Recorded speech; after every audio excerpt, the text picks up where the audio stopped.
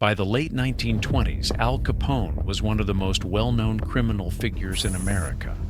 Law enforcement suspected he was deeply involved in organized crime. Newspapers regularly linked his name to violence in Chicago. The public associated him with fear and corruption. But inside a courtroom, none of that was enough, because suspicion, reputation, and headlines are not proof. So instead of asking what Al Capone was believed to have done, the U.S. government asked him a far simpler question. How much money did you make? And year after year, Al Capone gave the same answer. Nothing.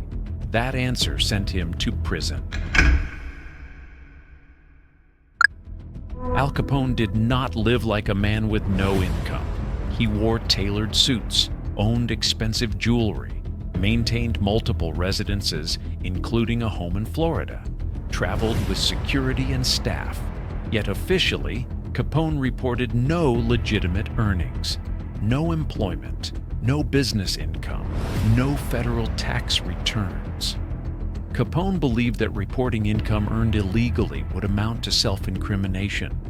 At the time, many criminals believed the same thing. They were mistaken. Federal authorities had tried for years to prosecute Capone for other crimes. Cases failed.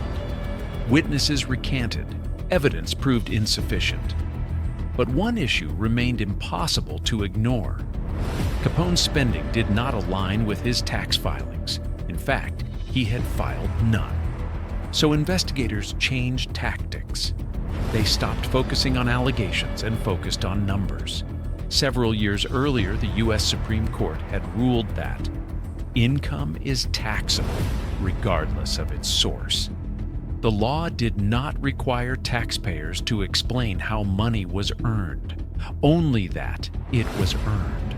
By claiming he had no income at all, Capone wasn't avoiding self-incrimination. He was making a false statement. Following the money, investigators reconstructed Capone's finances through his expenses, a method later known as a lifestyle analysis. They documented housing costs, household staff wages, clothing and jewelry purchases, travel and hotel stays. Then they added it up. The conclusion was straightforward.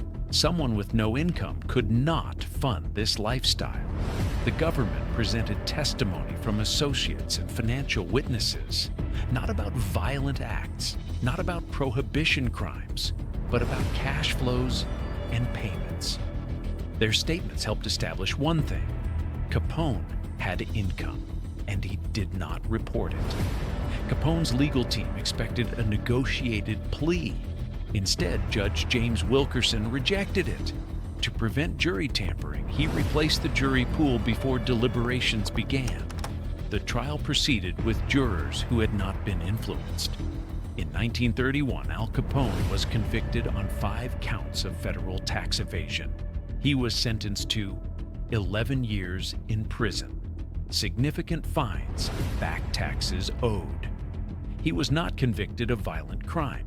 He was not convicted of bootlegging, only of lying about his income. Al Capone was not imprisoned for his reputation. He was imprisoned for what could be proven. And that case permanently changed how governments pursue criminal power. Because belief is not enough. Proof is.